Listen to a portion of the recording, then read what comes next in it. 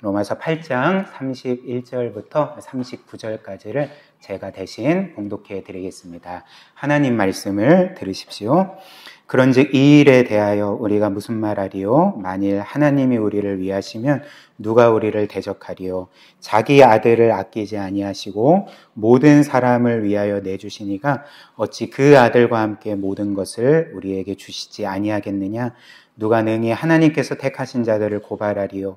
의롭다 하신 이는 하나님이시니 누가 정죄하리요? 죽으실 뿐 아니라 다시 살아나신 이는 그리스도 예수시니 그는 하나님 우편에 계신 자요 우리를 위하여 간구하시는 자시니라. 누가 우리를 그리스도의 사랑에서 끊으리요? 환난이나 공고나 박해나 기근이나 적신이나 위험이나 칼이랴. 기록된 바 우리가 종일 주를 위하여 죽임을 당하게 되며 도살당할 양같이 여김을 받았나이다 함과 같으니라. 그러나 이 모든 일에 우리를 사랑하시는 이로 말미암아 우리가 넉넉히 이기느니라. 내가 확신하노니 사망이나 생명이나 천사들이나 권세자들이나 현재일이나 장래일이나 능력이나 높음이나 깊음이나 다른 어떤 피조물이라도 우리를 우리 주 그리스도 예수 안에 있는 하나님의 사랑에서 끊을 수 없으리라. 아멘. 우리 두 주 전이죠. 두 주 전에 로마서 8장 29절과 30절 말씀 함께 살펴보았는데요. 이 말씀은 하나님께서 영원 전부터 현재에 이르기까지 그리고 마지막 날에 이르기까지 우리를 어떤 과정과 단계를 거쳐서 구원하시는지를 이제 알려주는 말씀이라 이렇게 전해드렸습니다. 오늘 로마서 8장 31절부터 39절, 로마서 1장부터 8장의 이 결론을 내리기 전에 먼저 이 말씀 잠시 간략하게 요약하고 다음 말씀으로 넘어가기를 원합니다. 왜냐하면 이제 이어지기 때문에 그렇습니다. 그래서 일단 로마서 8장 29절, 30절 보시면 이제 하나님이 우리를 어떤 단계로 어떤 과정을 통해 구원하시는지를 이제 이렇게 말합니다. 첫 번째, 하나님이 미리 아신 자들을 또한 그 아들의 형상을 본받게 하기 위하여 미리 정하셨다. 하나님이 창세 전부터 우리를 미리 아셨고요. 또 그런 우리를 구원하기로 정하셨습니다. 그리고 이는 그로 많은 형제 중에서 맏아들이 되게 하려 하심이라. 또 30절, 미리 정하신 그들을 또한 부르시고 부르신 그들을 또한 의롭다 하시고 의롭다 하신 그들을 또한 영화롭게 하셨느니라 이렇게 말합니다. 그래서 첫 번째로 하나님은 영원 전부터 우리를 미리 아셨습니다. 그리고 성경에서 하나님이 우리를 아셨다는 것은 단지 우리의 어떤 정보를 아셨다는 것이 아니라 이것은 인격적인 알미라고 말씀을 드렸죠. 그래서 하나님께서 영원 전에 우리를 미리 아셨다는 것은 우리를 미리 사랑하셨다. 이미 사랑하고 계셨다.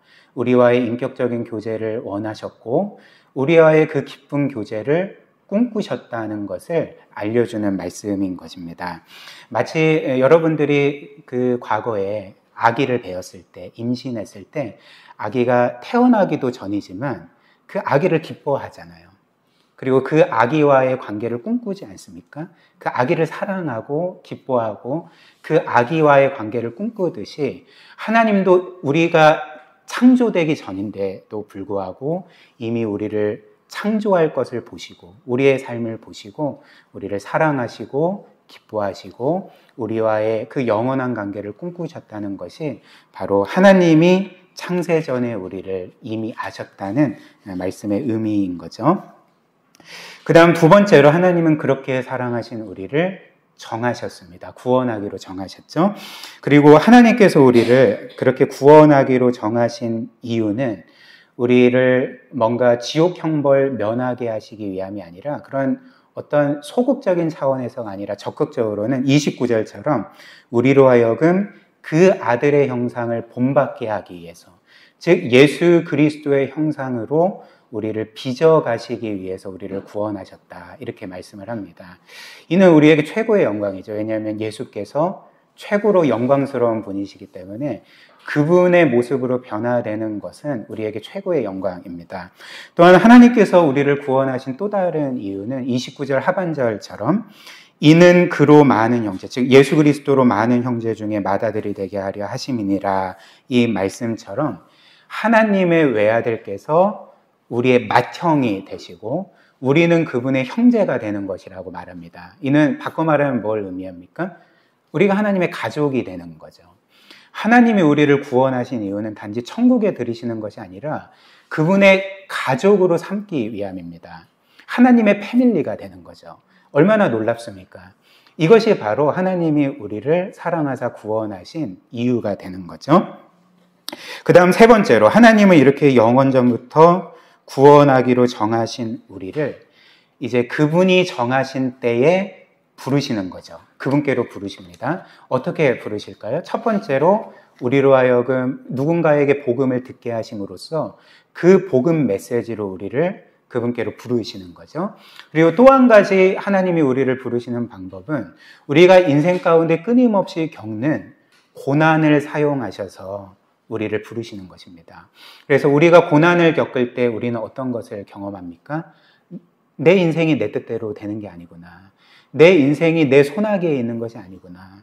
단 하나도 내 뜻대로 되는 인생이 없고 하나님이 주권자이시구나 라는 것을 깨닫고, 그리고 나는 지금까지 그분을 거슬러 살았구나 라는 것을 깨닫고 고난을 통해 그분께로 돌아가게 하시는 거죠. 그리고 그 다음 네 번째로 하나님은 그렇게 우리를 부르신 우리를 예수 그리스도를 믿게 하셔서 의롭다 하시는 거죠. 의롭다 하십니다. 근데 제가 정말 수없이 많이 여러분들에게 말씀드린 것처럼 이렇게 로마서에서 우리가 그리스도를 믿고 의롭다 선언받은 것은 하나님의 법정에서 법적으로 무죄 판결을 받고, 그리고 마치 하나님의 모든 말씀을 완벽하게 순종한 자처럼 의롭다 선언받는 것이라고 말씀을 드렸습니다. 근데 사실 이는 너무나도 이상하고 어떻게 이런 일이 우리의 삶에 이루어질지 우리는 가늠할 수 없지 않겠습니까? 왜냐하면 하나님이 우리를 의롭다 선언하실 때 우리에게는 여전히 무수히 많은 죄악들이 있었습니다. 그리고 우리는 사실 하나님의 말씀을 범하면 범했지 온전히 순종한 적이 단 한순간도 없었습니다. 근데 죄가 있는 우리를 하나님은 너는 죄 없다 선언하시고, 한 번도 온전히 순종한 적 없는 우리를 하나님은 너는 내 모든 법에 완벽하게 순종했다라고 의롭다라고 선언해 주시는 거죠. 그렇다면 우리가 이 말씀에서 먼저 알 수 있는 사실은 분명하지 않습니까? 우리가 무죄 판결을 받고 우리가 의롭다 선언받은 것은 우리의 행함 때문이 아니구나.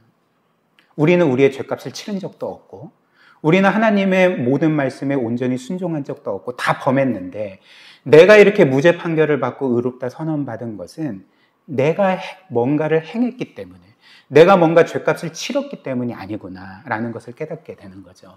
그렇다면 어떻게 이런 일이 이루어졌을까요?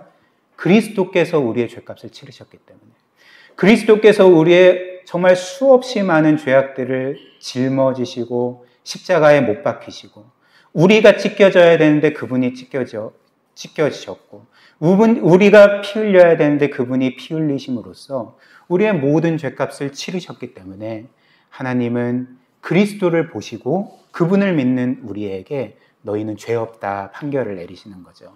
또한 우리는 단 한순간도 하나님의 말씀에 온전히 순종한 적 없는데 그리스도께서 우리 대신 죽기까지 순종하심으로써 하나님의 모든 말씀을 완벽하게 지키셨기 때문에, 순종하셨기 때문에, 성취하셨기 때문에 하나님은 그리스도의 행함을 보시고 우리에게 너는 내 아들 그리스도처럼 의로운 자다라고 선언해 주시는 것입니다. 그래서 결론적으로 우리가 의롭다 선언받은 것은 우리의 행함 때문이 아니라 그리스도의 행함 때문인 거죠.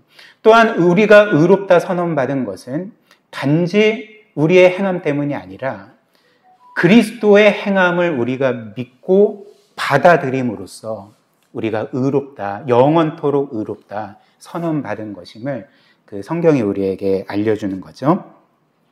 또한 마지막 다섯 번째로 하나님은 이렇게 우리를 의롭다 선언해 주셨을 뿐만 아니라 영화롭게 하신다라고 말씀을 합니다. 30절 말씀 보시면 의롭다 하신 그들을 또한 영화롭게 하셨느니라 이렇게 말하는 거죠. 그리고 하나님께서 우리를 영화롭게 하셨다 혹은 하실 것이다 라는 말은 어떤 의미가 되겠습니까? 우리가 어떻게 영화롭게 된다는 것입니까? 성경은 우리가 영화롭게 된다고 할 때 그 영광스러움을 예수 그리스도의 영광스러움으로 말하는 거죠. 피조물일 뿐인 우리가 그 창조주이신 하나님이신 예수 그리스도의 영광을 덧입어서 그분처럼 영광스럽게 변한다라고 말하고 있는 것입니다. 요한일서 3장 2절이 이 사실을 우리에게 잘 알려주는데요. 한번 보십시오. 사랑하는 자들아, 우리가 지금은 하나님의 자녀라. 장래에 어떻게 될지는 아직 나타나지 아니하였으나 그가 나타나시면 우리가 그와 같을 줄을 아는 것은 그의 참모습 그대로 볼 것이기 때문이니. 뭐라고 말합니까? 마지막 날에 우리는 예수 그리스도를 얼굴과 얼굴을 맞대어 볼 것입니다. 근데 그때 어떤 일이 일어납니까? 우리가 보고 있는 예수 그리스도의 영광스러운 모습으로 우리가 변한다는 거죠. 얼마나 놀랍습니까? 그 우주 만물 가운데 가장 영광스러운 빛을 내시는 그 예수 그리스도의 모습으로 우리가 변화된다는 것이 바로 성경이 우리에게 약속하는 바라는 거죠. 근데 이제 또 중요한 것이 무엇이냐면 이 성경은 너희가 마지막 날에 그리스도처럼 영광스럽게 될 것이다 라고 이렇게 미래형으로 말할 때도 있지만 특별히 우리가 보고 있는 로마서 8장 이 30절 말씀은 주의 깊게 보면 하나님이 너희를 영화롭게 하실 것이다 이렇게 미래형으로 말하지 아니하고 영광스럽게 하셨다라고 과거형으로 말하는 거죠. 완료형으로 말한다는 것입니다. 무슨 말일까요? 이미 기정사실로 말한다는 거죠. 우리는 지금 영광스럽지 않은데 어떤 면에서 수치와 부끄러움이 있고 불완전함이 있고 죄악들이 많은데도 불구하고 하나님은 이미 그리스도 안에서 우리를 보실 때 너희는 영광스럽다 이렇게 말씀을 하는 거죠. 왜 그럴까요? 왜냐하면 하나님은 늘 우리를 보실 때 그리스도와 한 존재로 보시기 때문에 이미 그리스도께서 이루신 모든 것이 우리의 것인 양 여겨주시고 우리를 그리스도처럼 여겨주시기 때문에 하나님은 이미 너희는 죄가 많지만 영광스럽다. 너희는 여전히 불완전하지만 내 아들과 같이 영광스러운 존재다라고 늘 선언해 주시고 우리를 그렇게 대해 주신다는 것입니다. 저와 여러분들을 그렇게 대해 주신다는 거죠. 표정을 보니까 별로 안 믿기시는 그런 모습인데 정말 사실입니다. 정말 사실입니다. 그리고 이것이 바로 우리를 향한 최종적이고 궁극적인 판결입니다. 우리의 인생에 대한 최종적이고 궁극적인 판결인 거죠. 제가 전에도 말씀드린 것처럼 어떤 한 작가이거나 철학자이거나 이름을 제가 기억을 못 하겠는데 어떤 한 사람이 이런 말을 했습니다.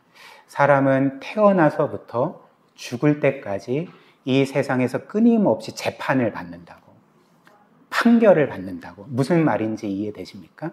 우리는 태어나면서부터 계속적으로 이 세상의 기준에 따라서 사람들의 기준에 따라서 계속 판결을 받습니다. 사실 그 아기가 태어날 때부터도 판결을 받지 않습니까? 아, 이 아기 참 예쁘네. 그런데 아, 이 아기는 좀 못생겼는데 그러니까 이것으로부터 시작해서 평생토록 판결을 받는 거죠.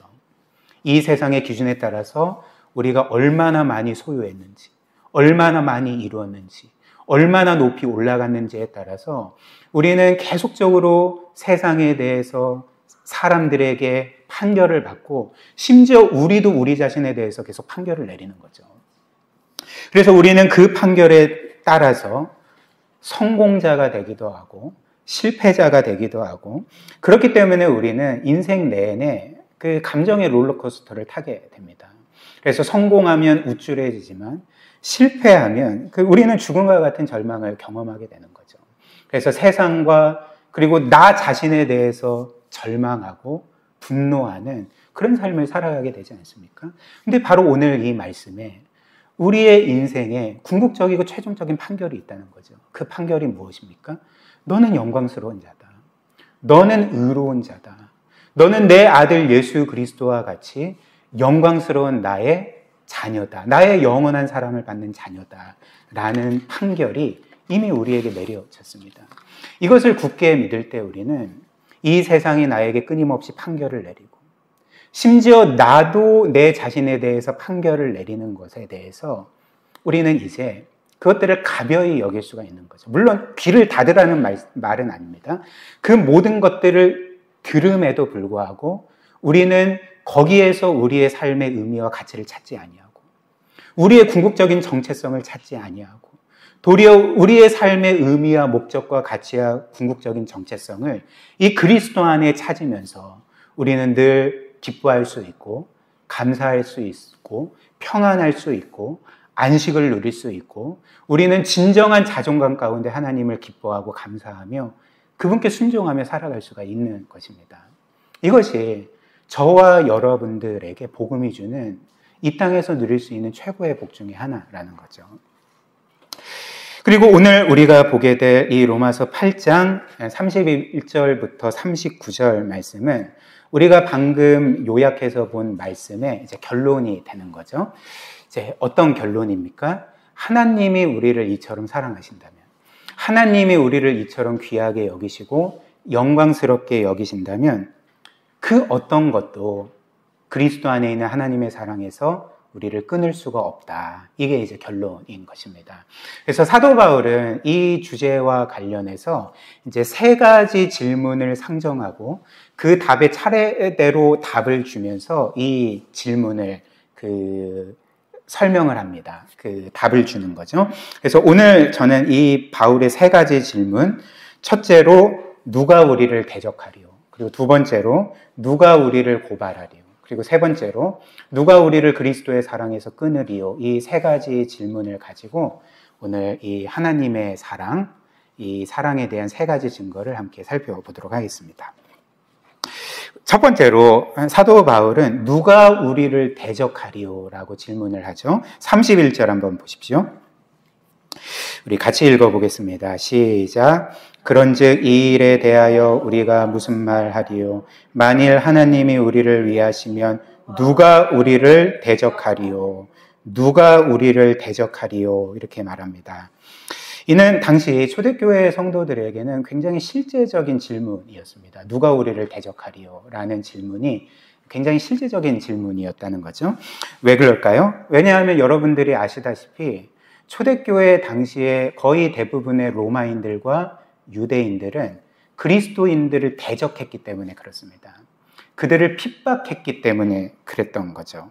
당시 그리스도인들의 대적들은 널리고 깔리고 깔렸던 거죠. 예를 들면 예수님은 그 제자들에게 이런 말씀을 하신 적이 있습니다. 요한복음 15장 18절부터 20절 한번 보십시오. 세상이 너희를 미워하면 너희가 먼저 나를 미워한 줄을 알라. 너희가 세상에 속하였으면 세상이 자기의 것을 사랑할 것이나 너희는 세상에 속한 자가 아니요 도리어 내가 너희를 세상에서 택하였기 때문에 세상이 너희를 미워하느니라. 20절 내가 너희에게 종이 주인보다 더 크지 못하다 한 말을 기억하라. 사람들이 나를 박해하였은즉 너희도 박해할 것이요 내 말을 지켰은즉 너희 말도 지킬 것이라. 이 말씀처럼 주님은 이미 세상이 나를 박해하면 나의 제자인 너희를 반드시 박해할 거다. 세상이 나를 대적했으면 반드시 너희도 대적할 것이다 라고 말씀을 하셨습니다. 그리고 예수님의 이 말씀은 실제로 성취되었습니다. 어떻게 성취되었을까요? 실제로 예수님께서 부활하시고 승천하신 이후에 거의 대부분의 사람들이 교회와 그리스도인들을 대적하고 핍박했던 거죠. 그리고 여러분들이 아시다시피 예수님의 제자들 중에 사도 요한을 제외한 모든 사도들이 순교했습니다.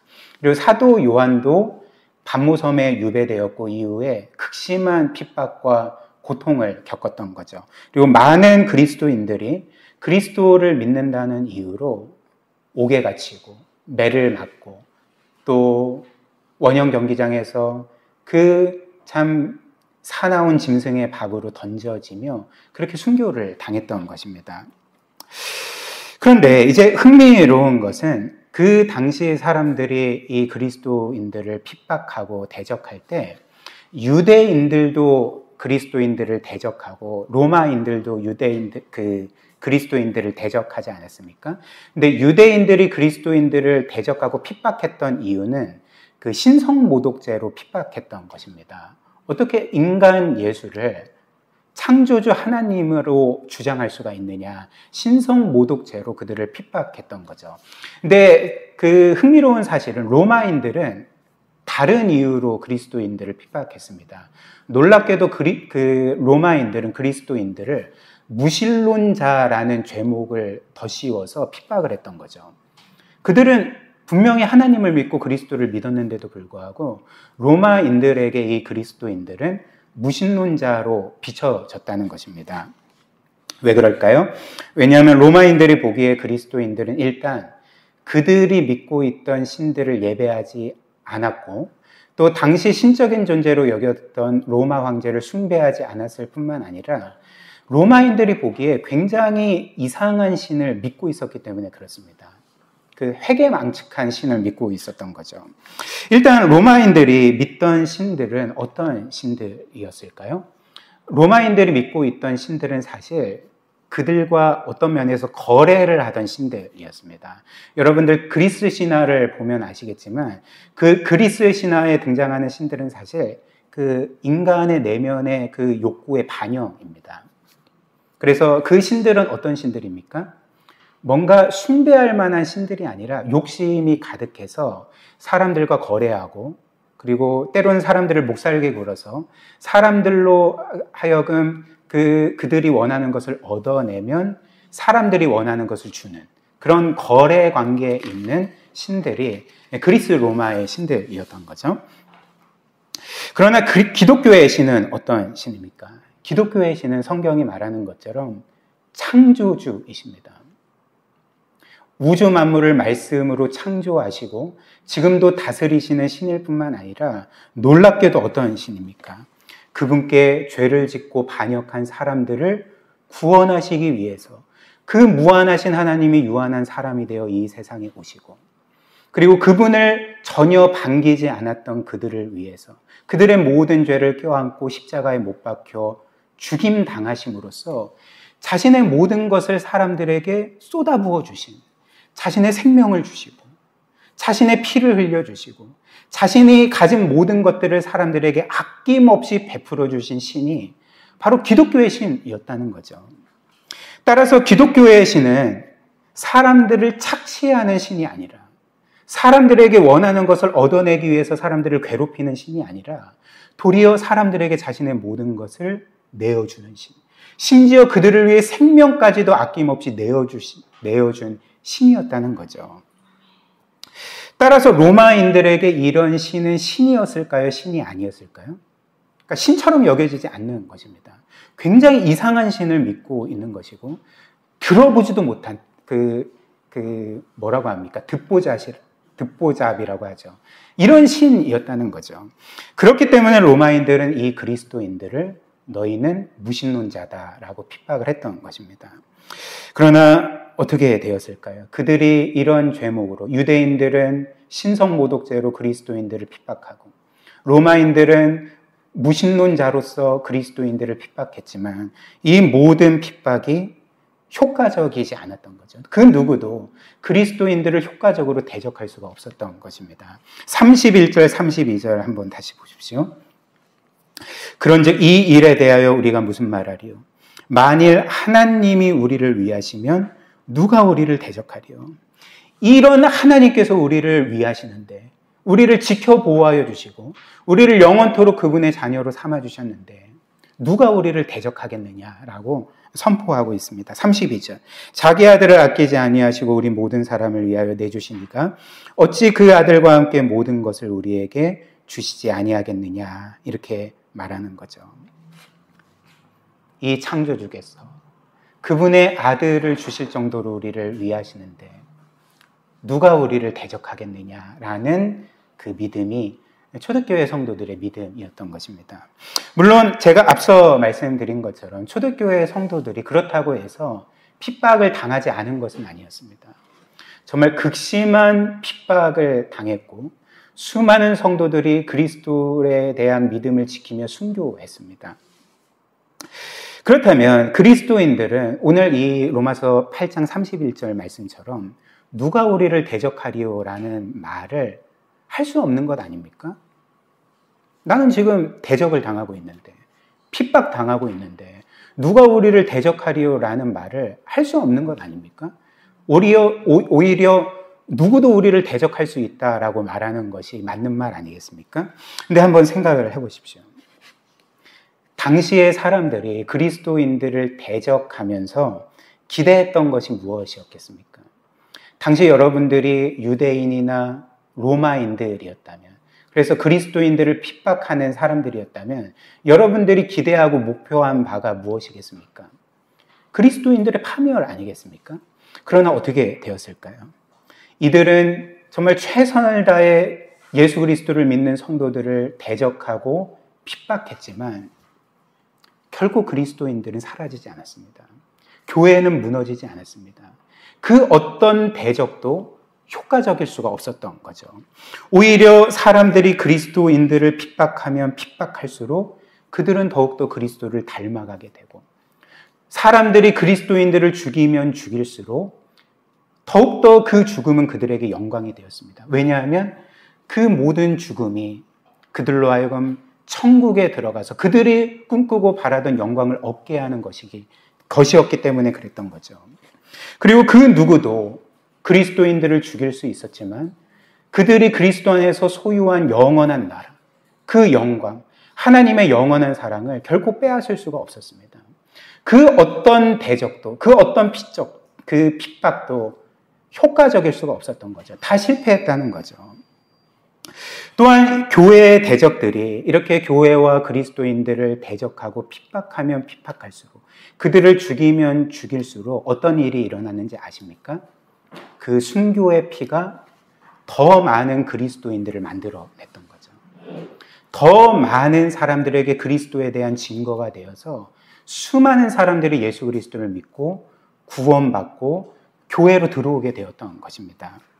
그래서 실제로 그 당시 많은 로마인들이 그리스도인들이 이렇게 순교하는 순간에 도리어 분노하지 않고 절망하지 않고 도리어 의연하게, 심지어 자신을 그렇게 괴롭히고 죽이는 사람들을 위해서 용서의 기도를 드리고 축복하며 죽어가는 것을 볼 때 이들이 깨달았던 바가 무엇인지 아십니까? 저들이 믿는 예수 그리스도가 정말 하나님이구나, 정말 참신이구나, 이런 것들을 깨닫고 나서 수많은 사람들이 사실 순교 현장에서 예수 그리스도를 믿고 구원에 이르게 되었습니다. 그래서 어떻게 되었을까요? 그리스도의 승천 후 300년 안에 이 거대한 로마 제국은 기독교에 의해 무너지게 됩니다. 기독교의 그 로마의 황제가 기독교를 국교로 공인하게 되었고, 여러분들이 아시다시피 복음은 계속적으로 확장되어서 정말 수많은 곳에 교회가 세워지고 수많은 곳에서 영혼들이 구원을 받게 되었던 거죠. 그리고 지금도 마찬가지입니다. 지금도 전 세계에 복음이 전해지고 있습니다. 물론 우리 대한민국의 경우는 교회가 계속 쇠퇴하고 있지만 우리가 이런 것을 보면서 이제 기독교는 쇠퇴하고 있구나 이렇게 착각할 수 있지만 그렇지 않습니다. 전 세계적으로는 여전히 복음이 강력한 능력을 발휘하면서 지금도 수많은 사람들이 구원에 이르고 있습니다. 18세기에 그 프랑스의 유명한 철학자인 볼테르라는 사람을 아실 것입니다. 프랑스 혁명의 사상적인 기반에 기여한 사람이기도 한데요. 근데 이 볼테르가 당시에는 계몽주의 사회여서 이성을 확신하게 되고 그리고 기술과 과학들이 발전하는 시기 아니었습니까? 그렇기 때문에 이 볼테르는 이런 말을 한 적이 있습니다. 이렇게 이성과 과학이 발전하는 세상에서 조만간 기독교는 사라져버릴 것이다. 이렇게 말을 했습니다. 근데 재밌는 사실이 뭔지 아십니까? 조만간 기독교는 사라져버릴 것이다 라고 말한 그 볼테르의 집이 그의 사후에 성서공회가 되었습니다. 성경을 보급하는 기지가 되었다는 거죠. 그리고 결국 마지막 날에 최종 승리는 그리스도를 믿는 우리 성도들의 것인 거죠.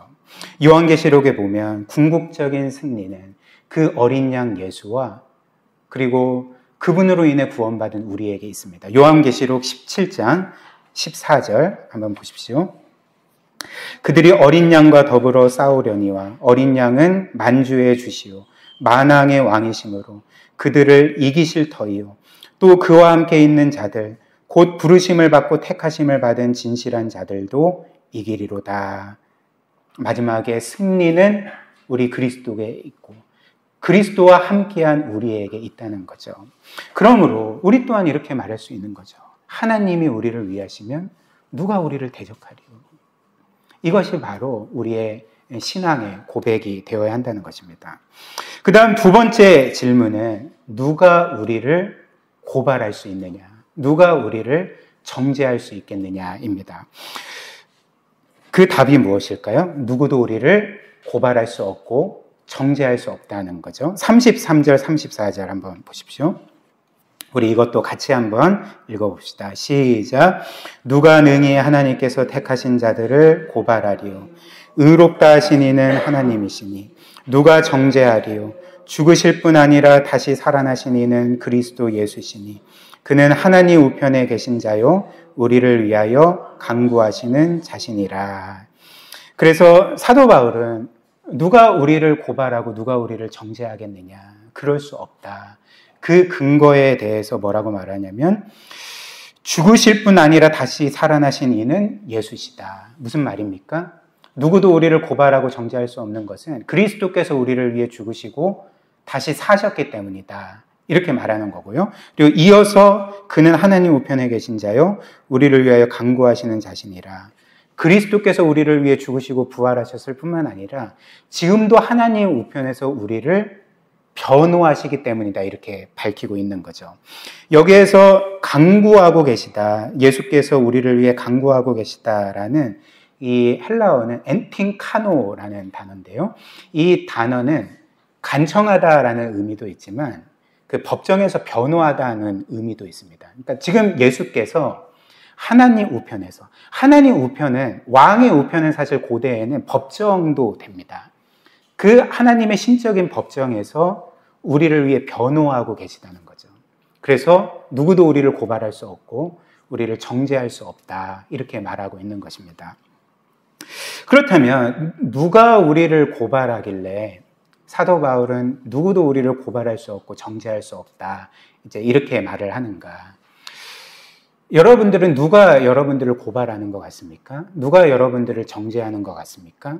물론 여러분들이 죄를 지을 때 여러분들의 양심이 여러분들을 고발하고 여러분들을 정죄할 것입니다. 그리고 그 양심이라는 것은 성경에 따르면 하나님이 여러분들 안에 두신 선한 것입니다. 죄를 억제하고 하나님의 뜻대로 살아가도록 만드는, 그게 신자든 불신자든 간에 다 하나님께서 양심을 주셔서 어느 정도 선악을 판단하면서 그 기준에 따라 살아가게 만드시는 거죠. 근데 또 한편 우리를 고발하고 정죄하는 존재가 있습니다. 그 존재는 바로 사탄과 악한 영들인 거죠. 그래서 요한계시록 12장 10절 말씀 보면 이런 말씀이 있습니다. 내가 또 들으니 하늘에 큰 음성이 있어 이르되 이제 우리 하나님의 구원과 능력과 나라와 또 그의 그리스도의 권세가 나타났으니 우리 형제들을 참소하는 자 곧 우리 하나님 앞에서 밤낮 참소하던 자가 쫓겨났고 이렇게 말합니다. 그래서 마지막 날 그리스도께서 최종 승리를 이루실 때에 사탄이 쫓겨나는데 그 사탄이 뭘 했다고 합니까? 밤낮 성도들을 참소했다고 말하는 거죠. 고발하고 정죄했다고 말하는 것입니다. 뭘 고발하겠습니까? 그러니까 우리가 짓는 죄를 고발하는 거죠. 그것을 정죄하는 거죠. 이게 사탄이 하는 일이란 것입니다. 그래서 성경에 따르면 그 사탄이 주로 하는 일은 두 가지입니다. 첫 번째는 사탄은 우리를 유혹해서 죄를 짓게 만드는 거죠. 물론 이렇게 그 사탄이 유혹해서 우리가 죄를 짓는다고 해서 그 책임이 사탄에게 있는 것은 아닙니다. 왜냐하면 죄를 짓는 당사자는 우리이기 때문에. 그러나 그럼에도 불구하고 사탄은 우리를 미혹하게 하고 유혹시켜서 우리로 하여금 죄를 짓게 하는 거죠. 그리고 두 번째로 사탄이 이렇게 우리로 하여금 죄를 짓게 만든 후 하는 일은 죄를 지은 우리를 고발하는 거죠. 그리고 정죄하는 것입니다. 그래서 어떻게 정죄할까요? 하나님이 너 같은 죄인을 더 이상 사랑하실 수 있을 것 같아? 그리고 너 같은 죄인이 하나님의 자녀라 불릴 수 있을 것 같아? 너는 이미 버림받았어. 너는 이제 심판을 받을 거야. 너는 가치가 없어. 라고 이제 끊임없이 우리의 죄에 대해서 고발하고 정죄하는 것이 바로 사탄의 그 하는 일이라는 것입니다. 그렇다면 사탄이 이렇게 우리의 죄를 고발하고 정죄하는 그 목적이 무엇이겠습니까? 여러분들은 이에 대해서 어떻게 생각하십니까? 어떤 사람들은 사탄이 내 죄에 대해서 고발하고 정죄하는 것은 나로 하여금 그 하나님의 사랑에서 끊어놓기 위해서 나를 고발하고 정죄하는 것일 거야. 이렇게 생각할 수도 있을 것 같습니다. 그러나 그렇지 않습니다. 우리가 이제 앞으로 볼 것처럼 그 어떤 것도 심지어 우리의 죄악도 우리를 하나님의 사랑에서 끊어놓을 수가 없는 거죠. 그리고 사탄도 이 사실을 정확히 알고 있습니다. 그렇기 때문에 사탄이 우리의 죄를 고발하고 정죄하는 목적은 사실 우리를 하나님의 사랑에서 끊어놓기 위함이 아닙니다. 그것이 불가능하다는 것을 사탄은 이미 알고 있는 거죠. 그렇다면 사탄은 우리를 왜 고발하고 정죄할까요? 우리를 하나님의 사랑에서 끊어놓을 수 없지만 우리를 불행하게 만들 수 있는 거죠. 우리가 신앙생활을 하더라도 생기 없는 신앙생활을 하게 만들고 죄로 인해서 고발당하고 정죄당함으로써 하나님의 사랑을 더 이상 느끼지 못하게 만들고 깨닫지 못하게 만들고 그 사랑이 정말 나에게 영원한 사랑임을 불신하게 만들어서 끝없는 영적인 나락으로 떨어뜨려서 우리로 하여금 하나님의 뜻대로 살지 못하게 만들려고 우리를 끊임없이 고발하고 정죄한다는 거죠. 저와 여러분들이 경험하는 바가 아닙니까? 저나 여러분들이 죄를 지을 때 사탄은 반드시 우리를 고발합니다. 그리고 우리를 정죄합니다. 그리고 우리로 하여금 나는 이제 하나님의 사랑을 받을 자격이 없어. 하나님은 나 같은 죄인을 더 이상 사랑하시지 않을 거고 나를 언짢게 생각하실 거고 혹은 나에 대해서 분노하고 계실 거야 라는 생각이 들 때 여러분들은 어떤 삶을 사십니까? 이제 불행해지는 거죠. 그리고 영적인 나락에 떨어지게 되고 정말 영적인 생명력이 고갈된 채 핏기 없는 그런 신앙생활을 하며 그렇게 살아가게 되지 않습니까? 그러니까 사탄이 노리는 바가 이것이라는 거죠. 사탄이 목적하는 바가 이것이라는 것입니다. 그러나 오늘 말씀처럼 이 모든 사탄의 고발과 정죄는 결코 성공할 수가 없는 거죠. 왜 성공할 수가 없을까요? 일단 사탄이 우리에 대해서 고발하고 정죄하는 모든 죄악들은 그리스도께서 끝낸 죄악이기 때문에 그리스도께서 이미 우리를 위해 죽으시고 죄값을 치르시고 부활하심으로 이미 끝내버린 죄악이기 때문에 사탄의 모든 우리의 죄에 대한 고발과 정죄는 무효가 된다는 거죠. 무효가 된다는 것입니다. 그렇기 때문에 로마서 8장 1절이 이렇게 말하지 않습니까? 그러므로 이제 그리스도 예수 안에 있는 자에게는 결코 정죄함이 없다. 하나님의 법정에서 이미 우리는 무죄 판결을 받았고 의롭다 선언을 받았고 그리스도의 죽음으로 우리의 모든 죄가 이미 도말되었기 때문에 영원히 도말되었기 때문에 사탄이 우리의 죄에 대해서 아무리 고발하고 정죄한다 할지라도 그 모든 것들은 무효가 되고 우리는 그 그리스도의 영원한 대속을 기억할 때 사탄이 아무리 우리를 고발하고 정죄한다 할지라도 그 모든 것들을 넉넉하게 이겨낼 수가 있는 거죠. 그리고 다시 한번 구원의 그 기쁨과 감격을 회복하고 다시 한번 순종하는 삶을 살아갈 수 있게 된다는 것입니다. 또한 사탄의 고발과 정죄가 성공할 수 없는 또 다른 이유가 있죠. 우리가 앞서 이 말씀에서 본 것처럼 그것이 무엇입니까? 그리스도가 우리를 위해 죽으셨을 뿐만 아니라 이제 하나님 우편에서, 즉 하나님의 법정에서 우리를 위해서 변호하시기 때문에 그렇다는 거죠. 그래서 34절 제가 다시 한번 읽어드리겠습니다. 누가 정죄하리요? 죽으실 뿐 아니라 다시 살아나신 이는 예수시니 그는 하나님 우편에, 즉 하나님의 법정에 계신 자요 우리를 위하여 강구, 즉 변호하시는 자신이라, 이렇게 말씀을 하고요. 이것이 더 구체적으로 요한일서 2장 1절에 표현되어 있습니다. 한번 보십시오. 요한일서 2장 1절, 나의 자녀들아 내가 이것을 너희에게 쓰면 너희로 죄를 범하지 않게 하려 함이라. 만일 누가 죄를 범하여도 아버지 앞에서 우리에게 대언자가 있으니 곧 의로우신 예수 그리스도이시라, 이렇게 말합니다. 그래서 사도 요한은 이 요한 일서를 그의 사랑하는 교회와 성도들에게 쓰는 목적을 어떻게 밝히냐면, 내가 이것을 쓰는 것은 너희로 죄를 짓지 않게 하려 함이라.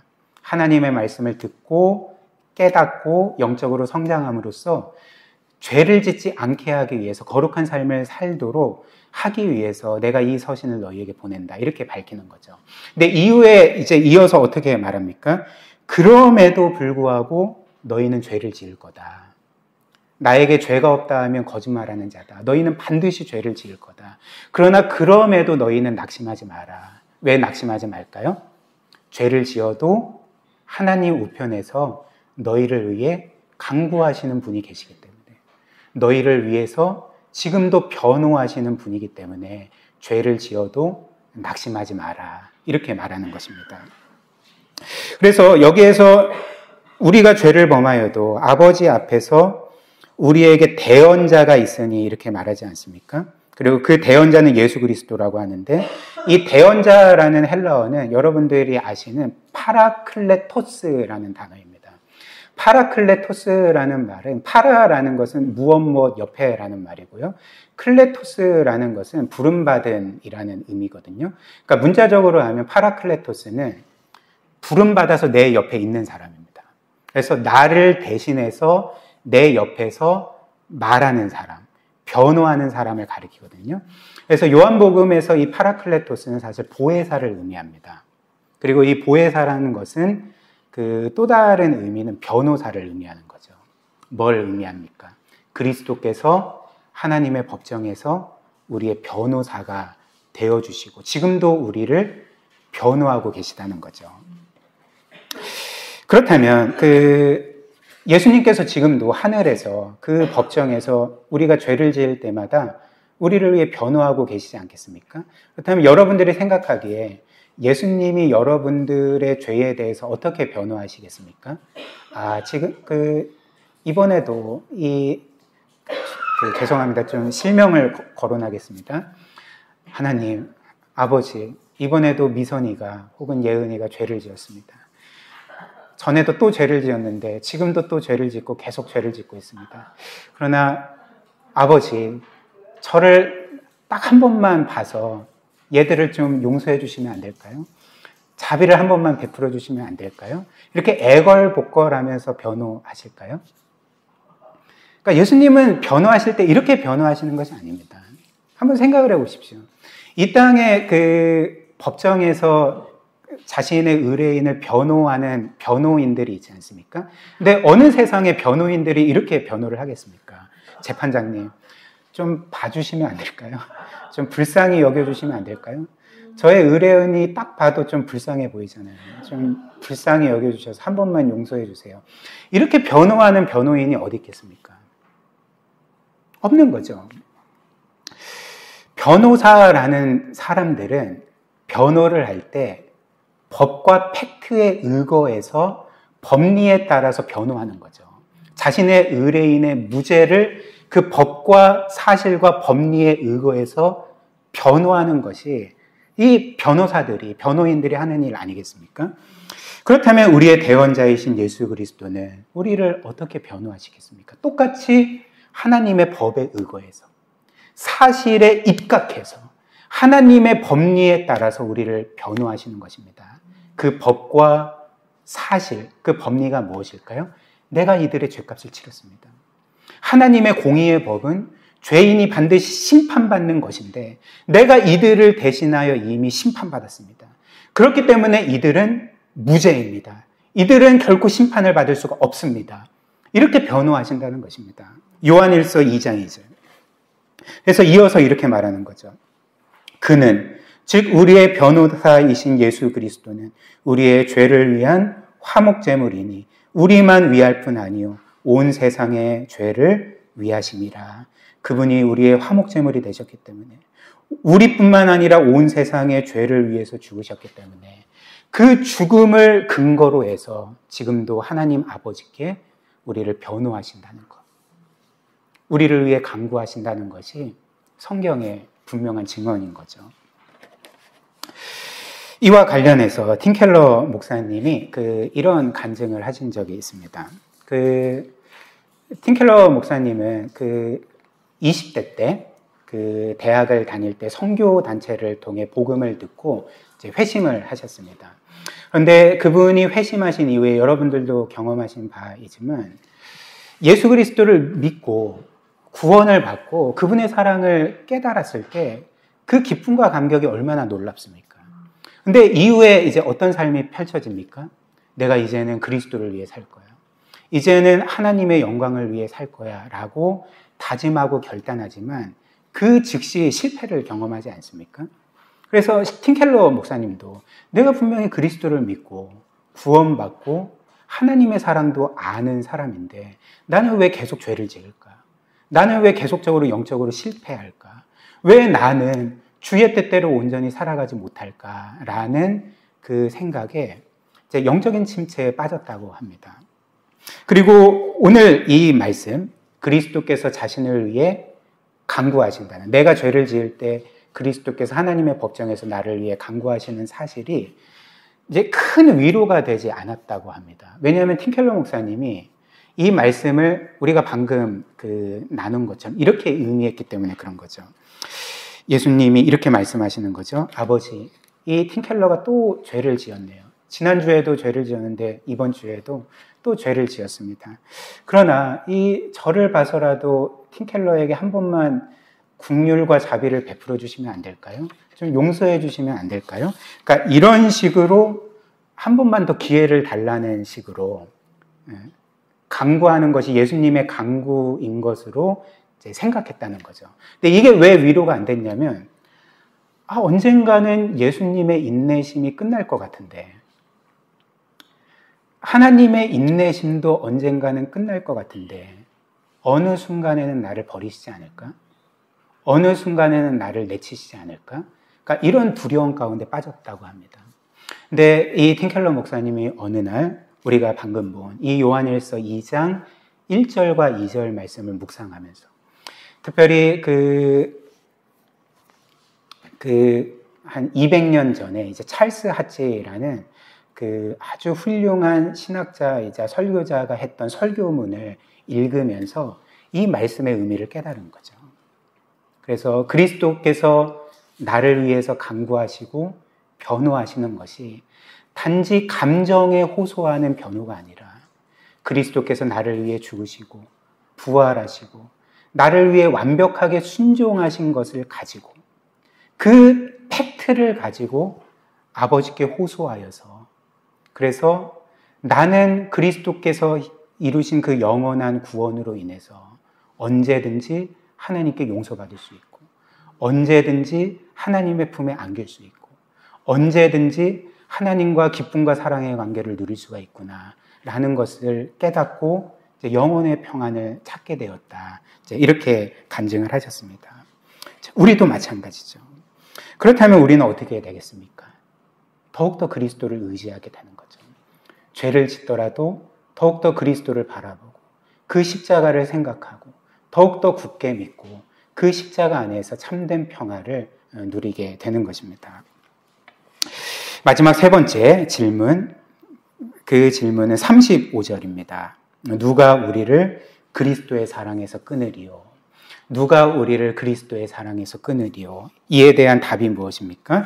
35절 보시면 이렇게 말하죠. 환난이나 공고나 박해나 기근이나 적신이나 위험이나 칼이냐, 이 모든 것들이 그리스도의 사랑에서 우리를 끊을 수 없다. 이렇게 말하고 또 38절과 39절도 이렇게 말합니다.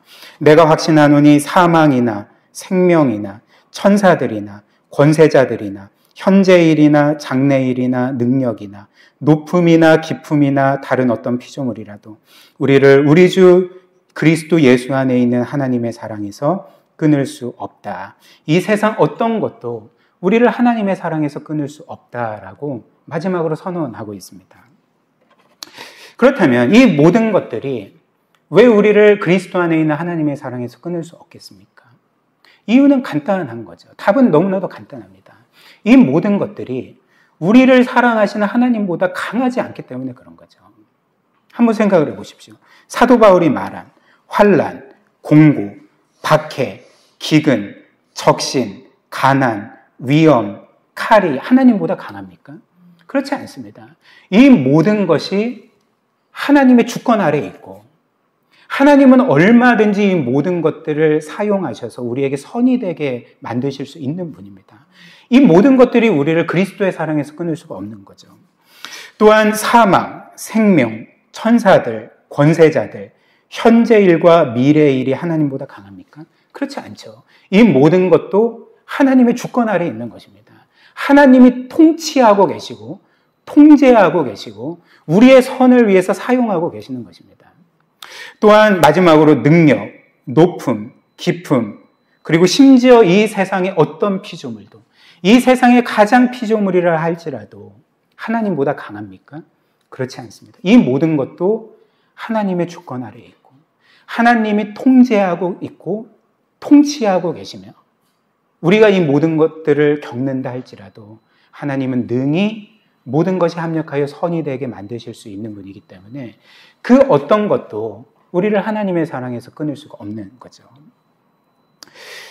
물론 어떤 사람들은 그럼에도 불구하고 이 모든 것들이 나를 그리스도 안에 있는 하나님의 사랑에서 끊을 수 없다 할지라도 나는 나를 하나님의 사랑에서 끊을 수 있지 않을까. 내가 계속 죄를 짓는다면, 계속 불순종한다면, 하나님께 반항하고 하나님으로부터 멀리 도망친다면 나는 나 자신을 나의 죄로 인해서 하나님의 사랑에서 끊을 수 있지 않을까. 이렇게 생각을 하는 거죠. 그러나 이에 대해서 뭐라고 성경이 말할까요? 로마서 5장 8절 한번 보십시오. 우리 같이 한번 읽어볼까요? 로마서 5장 8절입니다. 시작. 우리가 아직 죄인 되었을 때 그리스도께서 우리를 위하여 죽으심으로 하나님께서 우리에 대한 자기의 사랑을 확증하셨느니라. 이렇게 말합니다. 로마서 5장 8절을 보면 우리가 죄인 되었을 때라고 말합니다. 우리가 죄인 되었을 때라는 것은 지금 우리의 상태를 의미하는 것이 아니라 우리가 구원받기 전의 상태를 의미합니다. 하나님을 믿지도 않았고 인정하지도 않았고 그분을 무시하고 내가 내 삶의 주인인 양 그렇게 살았던, 즉 인생 가운데 하나님을 가장 멀리 떠나 있던, 어떤 면에서 성화의 과정의 관점에서 보자면 우리가 최악의 상태였을 때를 가리켜 우리가 죄인이었을 때라고 표현을 하는 거죠. 근데 하나님께서 우리가 이처럼 그분을 가장 멀리 떠나 있을 때, 가장 최악의 상태였을 때, 그리고 가장 죄인이었을 때 뭘 하셨다고 합니까? 우리를 사랑하사 그분의 외아들을 우리를 위해 주심으로 우리를 향한 그분의 사랑을 확증해 주셨다라고 말하는 거죠. 무엇을 의미할까요? 하나님의 사랑은 우리의 죄로 인하여서 중단될 수도 없고 이 세상 어떤 것도 심지어 우리가 최선을 다해서 하나님을 대적한다 할지라도 그 죄 또한 하나님의 사랑을 막을 수 없다는 것을 보여주는 것 아니겠습니까? 우리가 최악의 상태에 있을 때 하나님이 그분의 아들을 내어주셨다면 어떻게 우리의 죄가 그분의 사랑을 끊을 수가 있겠습니까? 그분의 사랑의 열심을 막을 수가 있겠습니까? 그렇기 때문에 우리는 확신할 수가 있는 거죠. 이 세상 어떤 것도 그리스도 안에 있는 하나님의 사랑에서 우리를 끊을 수 없을 뿐만 아니라 심지어 우리 자신도 우리를 하나님의 사랑에서 끊을 수 없다는 것. 우리가 최선을 다해 하나님으로부터 도망친다 할지라도 하나님을 대적한다 할지라도 그 사랑이 중단되지 않고 영원토록 우리와 함께 한다는 것을 성경이 우리에게 알려준다는 거죠. 그렇기 때문에 우리는 어떤 순간에서도 하나님의 사랑을 확신할 수 있습니다. 심지어 내가 영적으로 최악의 삶을 산다 할지라도 우리는 하나님의 사랑을 확신하며 그 사랑 안에서 안식할 수가 있는 거죠. 마지막으로 이 말씀을 간단하게 우리의 삶에 적용하고 마무리하면 좋겠는데요. 여러분들이 이 세 가지 질문, 누가 우리를 대적하리요? 그리고 누가 우리를 고발하리요? 누가 우리를 하나님의 사랑에서 끊을 수 있으리요? 라는 그 답, 그 어떤 것도 하나님의 사랑에서 우리를 끊을 수 없다라는 이 답을 얻었다면 이제 저와 여러분들은 어떻게 살아야 되겠습니까? 우리는 이 놀라운 하나님의 사랑의 빛 가운데 살아야 됩니다. 우리는 늘 이 하나님의 사랑의 빛에 우리의 인생을 비추어서 살아야 한다는 거죠. 그래서 저는 여러분들에게 그 네 가지를 말씀드리겠습니다. 하나님의 사랑이 우리의 삶을 어떻게 변화시키는지. 첫 번째로 하나님의 사랑은 우리의 신앙생활의 동기를 변화시킬 것입니다. 즉 우리가 이런 놀라운 하나님의 사랑을 값없이 받았다는 것을 확신하면 이제 우리는 하나님의 사랑을 얻어내고자 신앙생활하지 않을 것입니다. 우리가 기도 생활을 하건 회개를 하건 혹은 예배를 드리건 혹은 여러 섬김과 봉사 행위를 하든지 간에 이 모든 것들은 하나님의 사랑을 얻어내기 위함이 아니라 이미 우리에게 영원토록 주신 그 사랑을 누리고 기뻐하고 감사함으로써 순종에 이르게 되는 거죠. 신앙생활의 동기 자체가 그 하나님의 사랑에 대한 기쁨과 감사가 되게 된다는 것입니다. 그리고 이처럼 우리를 사랑하시는 하나님을 기뻐하고 영화롭게 하는 삶을 살아가게 될 것이죠. 그 다음 두 번째로 이런 사랑을 받은 것을 우리가 믿는다면 우리는 이제 우리 자신의 삶을 우리의 것으로 여기지 않을 것입니다. 우리는 이제 우리의 삶의 주도권을 내가 주지 아니하고 하나님께 온전히 내어 드릴 것입니다. 왜 그럴까요? 왜냐하면 우리를 위해 그분의 모든 것을 내어 주신 분이 하나님이시라면 그분의 아들과 생명까지 우리를 위해 내어 주셨다면 우리는 더 이상 내 인생은 여전히 내 것이에요 라고 말할 수 없기 때문에 그런 거죠. 그분은 이미 창조주시기 때문에 우리의 삶의 주도권을 그분께 드려야 됩니다. 근데 그분은 더 나아가서 우리를 위해서 자신의 모든 것을 내어주신 구원자가 되시기 때문에 더더욱 우리의 삶의 모든 것을 그분께 내어드려야 되는 거죠. 그 다음 세 번째로 우리는 이제 우리 자신의 삶을 책임지려는 그 끝없이 피곤한 삶에서 해방되게 될 것입니다. 하나님의 사랑이 이처럼 놀랍고 영광스럽다면 그리고 우리를 그처럼 사랑하시는 하나님께서 창조주요 만왕의 왕이시라면 우리는 더 이상 우리의 삶을 책임지려고 할 필요가 없습니다. 우리는 우리의 삶을 세상과 사람들에게 입증하려고 할 필요가 없는 거죠. 도리어 하나님의 주권을 믿고 하나님의 사랑 안에서 안식하면서 그분이 그리스도 안에서 이미 우리에게 주신 것에 만족하며 그냥 살아가면 되는 것입니다. 그 다음 마지막 네 번째로 하나님의 사랑은 이제 하나님과의 관계만 변화시키는 것이 아니라 우리 서로와의 관계를 변화시키는 거죠. 즉 그 사랑은 우리를 하나님처럼 예수 그리스도처럼 남을 사랑하는 사람으로 변화시키고 너그러운 사람으로 변화시키고 겸손하고 온유한 사람으로 변화시키며 그리고 이제는 나의 유익을 위해 남을 이용하는 삶이 아니라 남의 유익을 위해 나를 희생하고 헌신하는 그런 삶을 살아가게 될 것입니다. 왜 그럴까요? 예수께서 우리의 구세주께서 그런 삶을 사셨기 때문에 그리고 이제는 우리로 하여금 나를 본받아라 라고 말씀하시기 때문에 그렇습니다. 이런 은혜와 복음으로 인한 변화가 저와 여러분들의 삶에 평생에 있기를 주님의 이름으로 축복합니다.